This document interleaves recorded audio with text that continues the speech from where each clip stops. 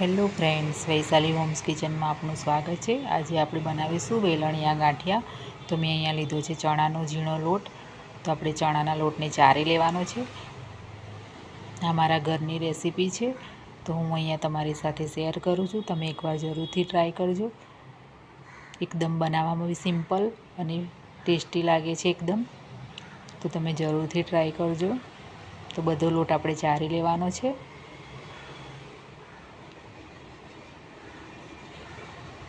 એની અંદર આપણે સ્વાદ પ્રમાણે મીઠું નાખવાનું છે। આપણે અજમો 1 ચમચી લઈ લઈશું અને હાથથી ક્રશ કરીને નાખી દેવાનો છે અંદર।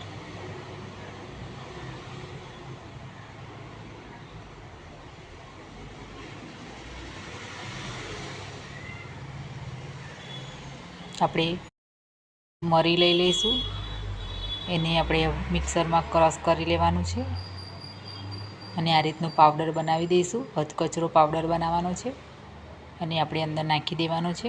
અહીંયા પાપડ ખાર લીધો છે મેં, આ રીતનું થોડું જ લેવાનું છે પાપડ ખારને, તે આપણે અંદર નાખી દઈશું। અને અડધી ચમચી આપણે હળદર નાખવાની છે, અડધી ચમચી આપણે હિંગ નાખીશું।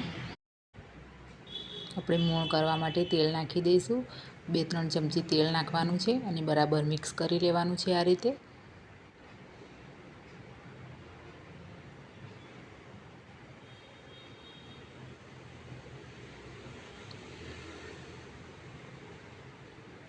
આ રીતનું આપણે મોણ તૈયાર કરીશું। થોડું પાણી નાખીને આપણે હવે એને લોટ બાંધી લેવાનો છે, એકદમ કઠણ લોટ બાંધવાનો છે આપણે।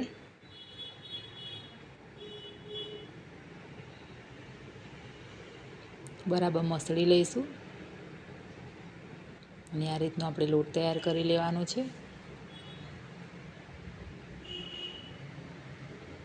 હવે લોટને આપણે સાઈડમાં કરી દઈશું। હવે અહીંયા પાટલી પર આપણે આ રીતે નાનું ગુલ્લું બનાવવાનું છે અને આની આ રીતે દબાવવાનું છે અને આ રીતે હાથથી આપણે વેલણિયા બનાવી લઈશું।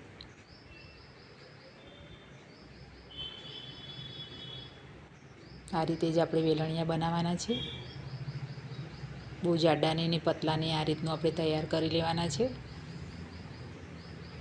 બધા વેલણિયા આપણે આ રીતે બનાવી લઈશું।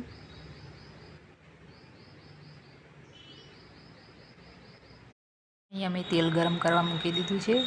આપણે મીડિયમ લો ફ્લેમ પર જ બધા ગાંઠિયાને તળવાના છે।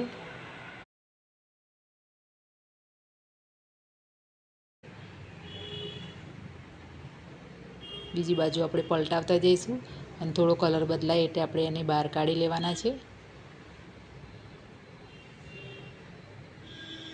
તો તમે જોઈ શકો છો આપણા ગાંઠિયા તૈયાર છે।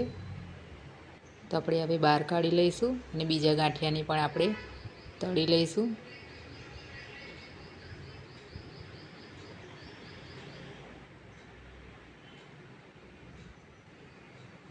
આ ગાંઠિયાની મરચાં સાથે અને ડુંગળી સાથે બહુ ટેસ્ટી લાગે છે। તો આપણે મરચાંને તળી લઈશું।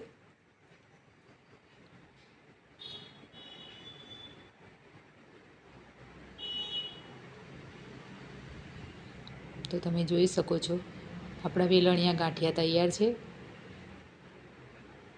તો મારી નવી રેસીપી જોવા માટે મારી ચેનલને લાઈક, સબસ્ક્રાઈબ અને કમેન્ટ કરવાનું ભૂલતા નહીં।